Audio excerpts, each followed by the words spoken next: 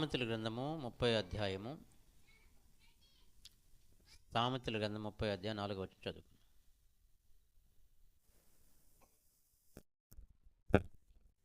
ఆకాశమునకెక్కి మరలా దిగినవాడెవడు? తన పిడికిళ్లతో గాలిని పట్టుకున్నవాడెవడు? చదవండి. బట్టలో నీళ్లు మూట కట్టిన వాడెవడు? భూమి యొక్క దిక్కులన్నిటినీ స్థాపించిన వాడెవడు? ఆయన పేరేమో, ఆయన కుమారుని పేరేమో నీకు తెలిసి ఉన్నదా? చాలండి. మనకు కావాల్సినటువంటి మాట, ఆయన పేరేమో, ఆయన కుమారుని పేరేమో నీకు తెలిసి ఉన్నదా? ఆయన పేరేమో, ఆయన కుమారుని పేరేమో నీకు తెలిసి ఉన్నదా? ఆయన అంటే ఎవరిక్కడ? తండ్రి యెహోవా. ఎవరండి? యెహోవా తండ్రి పేరు. ఆయన పేరేమో, ఆయన కుమారుని పేరేమో నీకు తెలిసి ఉన్నదా? ఆయన ఎవరంట? తన పిడికిలతో గాలిని పట్టుకున్నవాడంట ఆయన. చదవండి ఒకసారి, చదవండి మళ్ళా.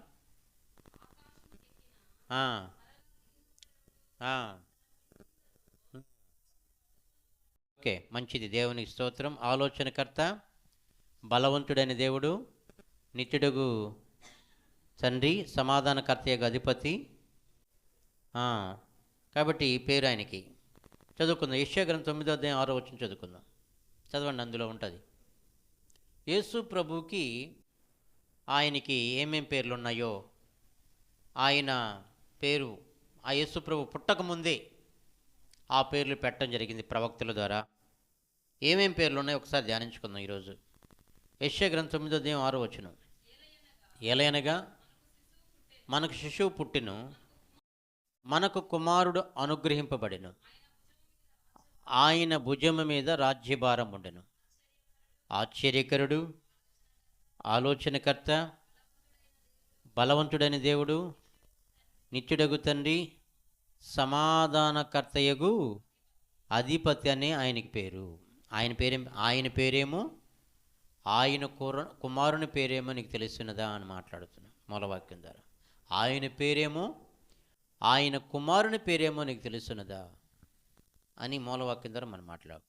ఆయన పేరంట నిత్యుడగు తండ్రి, సమాధానకర్తయగు అధిపతి, ఆశ్చర్యకరుడు, ఆలోచనకర్త, బలవంతుడైన దేవుడని ఆయనకి పేరు అన్నమాట. కాబట్టి ఇప్పుడు దేని బిడ్డలారా, యేసు ప్రభు పేరు ఇంత పెద్ద పేరు అన్నమాట. మనం మామూలుగా ఏం చెప్తాం?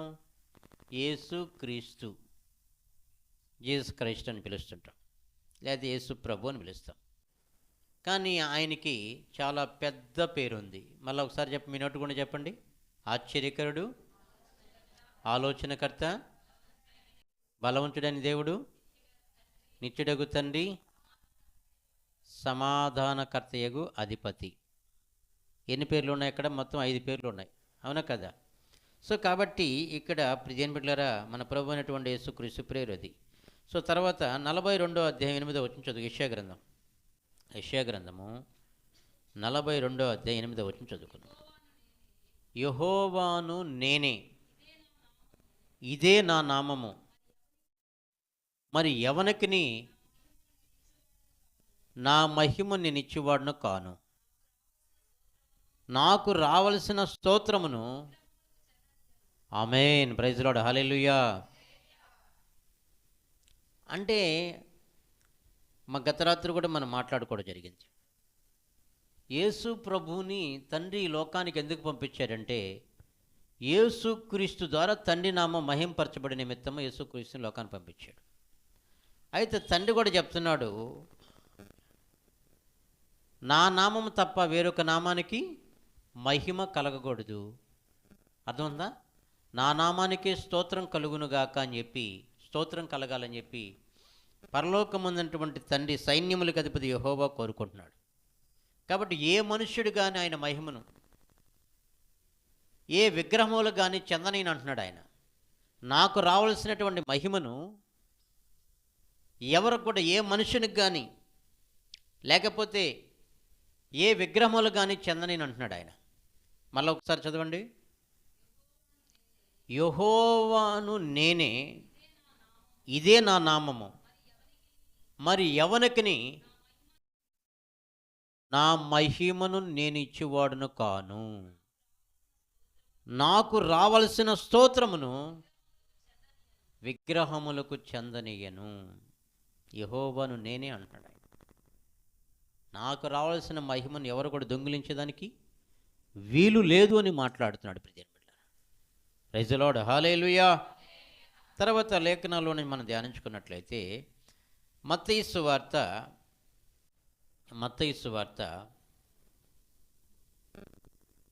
1వ అధ్యాయం 20వ వచనం నుండి 23వ వచనంలో చదువుకుందాం.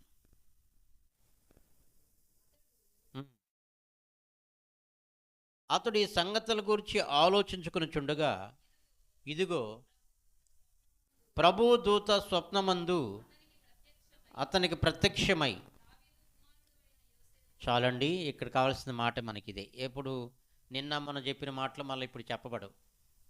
నిన్న మనం చెప్పిన మాటలు మళ్ళా చెప్పబడవు. కాబట్టి ఆయన నామం గురించి మాట్లాడుతున్నాం. కాబట్టి ఇంకో పేరేం పేరు యేసు ప్రభుకి? దావీదు కుమారుడు. ఏం పేరమ్మా? దావీదు కుమారుడు. మరి దావీదుకు పుట్టాడు ఆయన. ఏమన్నా దావీదు కుమారుడు అనే దానికి అంటే ప్రియమైన బిడ్డలారా, ఒక వంశములో నుంచి నువ్వు ఏ వంశంలో నుంచి వచ్చావంటే ప్రియమైన బిడ్డలారా, అంటే అది స్త్రీని బట్టి కనుక్కుంటామా, పురుషుని బట్టి కనుక్కుంటామా? ఆలోచించండి ఒకసారి. తల్లిని బట్టి వస్తుందా వంశం అనేది? తండ్రిని బట్టి వస్తుందా? తండ్రిని బట్టి వస్తుంది. మత్తయి సువార్తలో మనం చూస్తే, మొదటి అధ్యాయంలో మనం చూస్తే, అక్కడ పురుషుని కరుణ అని ఉంటుంది. ఇదంతా ఏంటంటే వంశావళి. మరి దావీదు ఏ వంశావళిలో, యేసుక్రీస్తు ఏ వంశావళిలో పుట్టాడంటే దావీదు వంశావళిలో పుట్టాడు. అందుకని ఆయనకేం పేరు? దావీదు కుమారుడు. ప్రైజ్ ది లార్డ్, హల్లెలూయా. తర్వాత చదవమ్మా, మళ్ళీ ఇంకోసారి చదవండి. 20, 21, 22, 23 చదవండి. అతడు ఈ సంగతుల గురించి ఆలోచించుకొనుచుండగా, అందుకు ప్రభుదూత స్వప్నమందు అతనికి ప్రత్యక్షమై, దావీదు కుమారుడవైన యోసేపు, నీ భార్యను మరియను చేర్చుకొనుటకు భయపడకము, ఆమె గర్భం ధరించినది పరిశుద్ధాత్మ వలన కలిగినది. ఆమె ఒక కుమారుణ్ణి కనును, తన ప్రజలను వారి పాపముల నుండి ఆయనే రక్షించును గనుక వానికి ఏం పేరంట? యేసు అని పేరు పెట్టబడును. ప్రైజ్ ది లార్డ్, హల్లెలూయా. ఏం పేరు పెట్టబడిందంటే ఇక్కడ? యేసు. యేసు అని పేరు పెట్టబడును.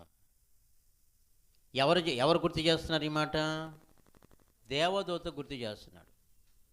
దేవదూత అంటే ఎప్పుడో ఆ యేసు ప్రభు పుట్టకముందే కొన్ని వందల సంవత్సరాలుగా ప్రియమైన బిడ్డలారా ప్రవక్తలు ప్రవచించారు, ఆయనకి యేసు అని పేరు పెడతారు అని. పుట్టిన తర్వాత, అది ఇప్పుడు పుట్టిన తర్వాత యేసు ప్రభు ప్రియమైన బిడ్డలారా ఏం పేరు పెడుతున్నారు ఇప్పుడు? దేవదూత ద్వారా యేసు అని పేరు పెడతారని ప్రస్తావన తీసుకొస్తున్నాడు మళ్ళా. ప్రైజ్ ది లార్డ్, హల్లెలూయా. అతడు ఈ సంగతుల గురించి ఆలోచించుకొనుచుండగా, ఎవరు ఆలోచిస్తున్నది?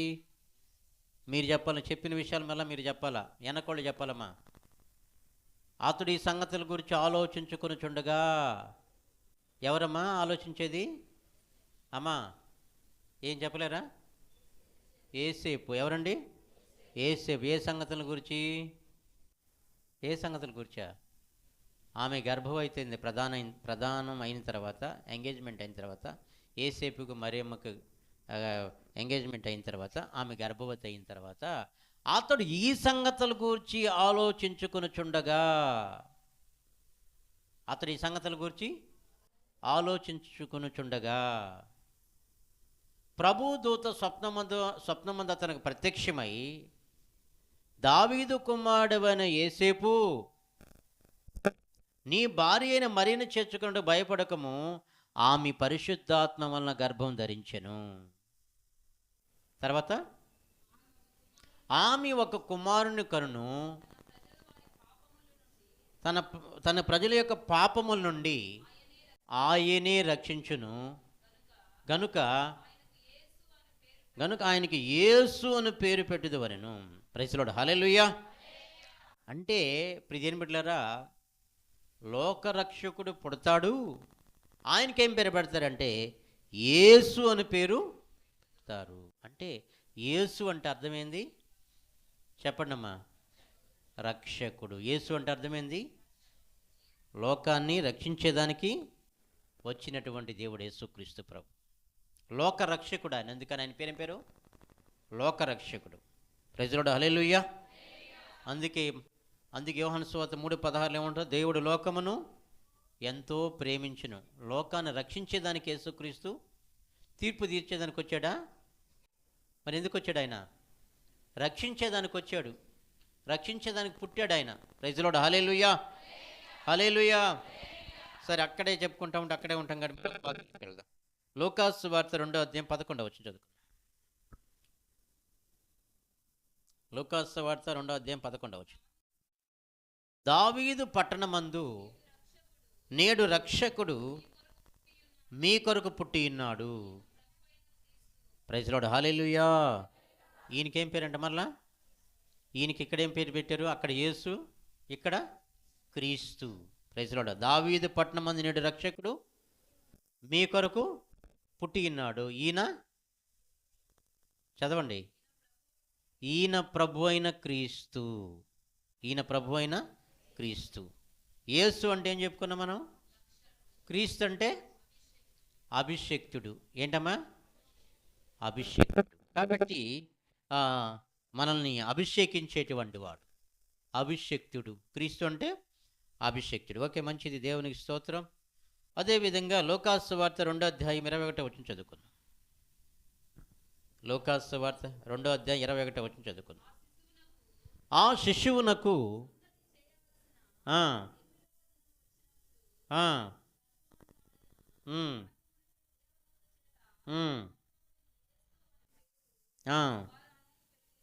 Praise the lord. హల్లెలూయా. ఎప్పుడు పెట్టాడంటే పేరు? గర్భమందు ఆయన పడక మునిపే ఏం పేరు పెట్టారంట? యేసు అని పేరు పెట్టబడిందంట. యేసు అని పేరు పెట్టండి. చదువు, మనం ఇంకోసారి చదువు. ఆ శిశువునకు సున్నతి చేయవలసిన 8వ దినం వచ్చినప్పుడు గర్భమందు ఆయన పడక మునిపే దేవదూత చేత పెట్టబడిన యేసు అని పేరు ఆయనకి పెట్టిరి. Praise the lord. Hallelujah. Hallelujah. ఏం పేరు అంటండి? యేసు. అంటే యేసు ప్రభు పుట్టక ముందే ఆయనకి క్రీస్తు అని, యేసు అని, ఇంకా ఏం పేరు? ఇమ్మానుయేల్ అని, ఆశ్చర్యకరుడని, ఆలోచనకర్తని, నిత్యుడగు తండ్రిని, సమాధానకర్తని, ఇవన్నీ కూడా పేర్లు పెట్టడం జరిగింది. Praise the lord. హల్లెలూయా. మరి ప్రియదేని బిడ్డలారా, ఈ ఆశ్చర్యకరుడు అంటే ఈ లూకాసు వార్త 2:33 చదవండి ఒకసారి.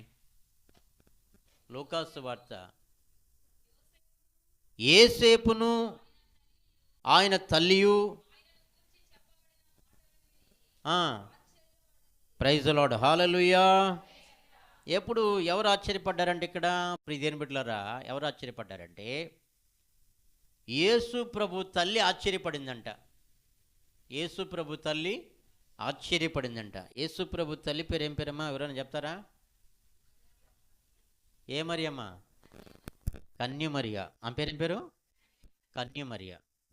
మరి సిమియోను చెప్పిన తర్వాత ప్రియదేని బిడ్డలారా, మరి వాళ్ళ తల్లి ఆశ్చర్యపడింది. ఎందుకని ఆశ్చర్యపడింది? చదవండి, కింద భాగంలో చదవండి. నాదా ఇప్పుడు నీ మాట చొప్పున సమాధానముతో నీ దాసుని పోనిచ్చున్నావు, అన్ని జనులకు నిన్ను బయలుపరచుటకు వెలుగుగాను, నీ ప్రజలైన ఇజ్రాయేలుకు మహిమగాను, నీవు సకల ప్రజల ఎదుట సిద్ధపరిచిన నీ రక్షణ నేను కనులారా సూచితిని. Praise the lord. హల్లెలూయా. ఈ మాట సిమియోను యేసుక్రీస్తు పుట్టిన తర్వాత 8వ రోజు యెరూషలేము దేవాలయంలోకి తీసుకెళ్ళి వెళ్ళిన తర్వాత ఆయన చేతుల్లోకి తీసుకున్నాడు దయాజకుడు యేసు ప్రభుని బిడ్డని. అర్థమవుతుందా మీకు? బాలుడైన యేసుని, యేసు బాలుణ్ణి, నార్సింగ్ బ్యాక్గ్రౌండ్లో చెప్తున్నా మీకు. ఏమనాలి ఇంకా? యేసు బాలుణ్ణి సిమియోను యొక్క చేతుల్లోకి తీసుకున్న తర్వాత మరి ఆ పేరు పెట్టే సమయంలో దేని బిడ్డలారా, అప్పుడు ఆ సందర్భంలో మరి చెప్తున్నప్పుడు పలుకుతూ ఉన్నప్పుడు వాళ్ళ తల్లి అంట ఆశ్చర్యపడిందంట. అందుకని ఆయన పేరు ఏం పేరేమండి? ఆయన పేరు ఆశ్చర్యకరుడు. ఏం పేరండి ఆయన పేరు? ఆశ్చర్యకరుడు. Praise the lord. హల్లెలూయా. ఎవరికైనా కానీ ఒక ఆశ్చర్యంగా ఉందా లేదా? యేసు ప్రభు పుట్టుక ప్రపంచానికి ఒక ఆశ్చర్యం, ఒక చారిత్రాత్మకమైనటువంటి పుట్టుక యేసుక్రీస్తు పుట్టుక. కాబట్టి ప్రియమైన బిడ్డలారా, నేను ఇప్పుడు చెప్పే విషయం ఏంటంటే, మరి యేసు ప్రభు నామం అనేది అది బలమైనటువంటి దుర్గము. కాబట్టి ఆయన నామం అన్ని నామముల కంటే పైనామం కలిగిన దేవుడు. కాబట్టి ఆయనకి ఏమేమి పేర్లు ఉన్నాయని చెప్పుకున్నాం మనం ఇప్పుడు. చెప్పండి ఒకసారి, రిపీట్ చేయండి ఒకసారి. ఆశ్చర్యకరుడు, ఆలోచనకర్త, నిత్యుడగు తండ్రి, బలవంతుడగు దేవుడు, సమాధానకర్తయగు అధిపతి. Praise the lord. హల్లెలూయా. ఇంకా ఏం పేరు ఆయనకి? ఇమ్మానుయేలు అని పేరు ఆయనకి. ఏం పేరండి ఆయనకి? ఈ పేర్లన్నీ ఎప్పుడు పెట్టారు? పుట్టిన తర్వాత పెట్టారా, పుట్టకముందు పెట్టారా? పుట్టకముందే ప్రవక్తల ద్వారా పెట్టబడటం జరిగింది. మరి పుట్టిన తర్వాత మరి దేవదూత ద్వారా కూడా ఈ పేరు పెడతారని ముందుగానే చెప్పడం జరిగిందని ప్రస్తావించబడింది. ఇమ్మానుయేలు అంటే అర్థమేంటి? దేవుడు మనకు తోడై ఉన్నాడు. Praise the lord. Hallelujah. Hallelujah. కాబట్టి మరి మూలవాక్యాలు మనం చూస్తే ఆయన నామానికి రావాల్సినటువంటి మహిమను విగ్రహాలకు చెందనేని అంటున్నాడు ఆయన. ఆయన నామానికి రావాల్సినటువంటి మహిమను ఎవరికి చెందనేని అంటున్నాడు ఆయన? విగ్రహములకు చెందనేని అంటున్నాడు. ఒకవేళ ప్రియమైన బిడ్డలారా, మరి ఆయన నామాన్ని ఏ మనుషుడైనా ఆయన మహిమని ఏ మనుషుడైనా దొంగిలించినా కానీ, ఒకవేళ దొంగిలించాలని ప్రయత్నం చేసినా కానీ వాళ్ళు నిలవలేరు. Praise the lord. హల్లెలూయా. అందుకే దేవుడు చెప్తున్నాడు, ఆ యెహోవా నామమునకు చెందవలసినటువంటి మహిమను ఆయనకే చెందాలంట, వేరొకరు దొంగిలించేదానికి వీలు లేదంట. అసలు విగ్రహములకు చెందనేని అంటున్నాడు ఆయన. Praise the lord. హల్లెలూయా. యేసుక్రీస్తు నామము అన్ని నామముల కంటే పైనామం కలిగినటువంటి దేవుడు. కాబట్టి ఆయన నామము హెచ్చించబడింది. కాబట్టి పిల్లరా, అందుకని యేసుక్రీస్తుని లోకాన్ని పంపించాడు. కాబట్టి యేసుక్రీస్తు ద్వారా తండ్రి నామం ఏమవ్వాలి? మహిమపరచబడాలి. Praise the lord. Hallelujah. Hallelujah. తండ్రి ఎవరో మనకు తెలియదండి. తండ్రి ఎవరో మనకు తెలియదు. కుమారుడు తెలుసా తెలీదా? భూలోకంలో ఉన్నప్పుడు ఆయన చూశారు లేదా? 33 సంవత్సరాలు భూలోకంలో యేసుక్రీస్తు జీవించినప్పుడు చూశారు. సో రెండో విషయం ఏంటంటే, యేసు ప్రభు ఏమన్నాడు? నన్ను చూస్తే నా తండ్రిని చూసినట్టు అని చెప్పాడు ఆయన. నన్ను చూస్తే నా తండ్రిని చూసినట్టు అని చెప్పాడు ఆయన. Praise the lord. హల్లెలూయా.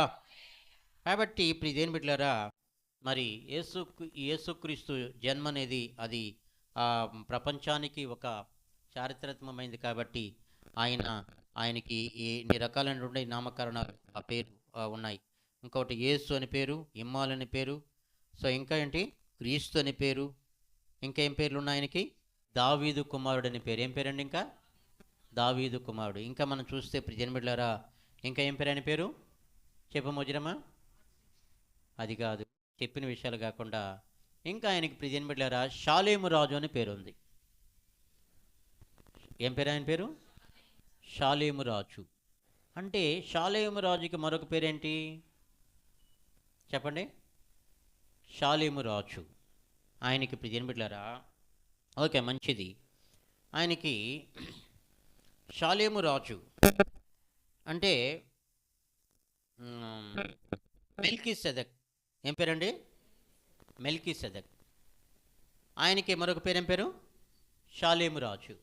ఏం పేరండి? షాలేము రాజు. సో ఈ మెల్కీసెదెక్ అనేటువంటి ఆయన ఇప్పుడు ఇదేం పెట్టారా? ఎవరంటే వంశావళి లేనివాడు. ఎవరండి ఈయన? వంశావళి. యేసు ప్రభు పుట్టుక కూడా పేరుకు మాత్రమే తల్లిదండ్రులని. ఎవరాళ్ళు? యేసేపు, మరియమ్మ పేరుకు మాత్రమే తండ్రి తల్లి అని.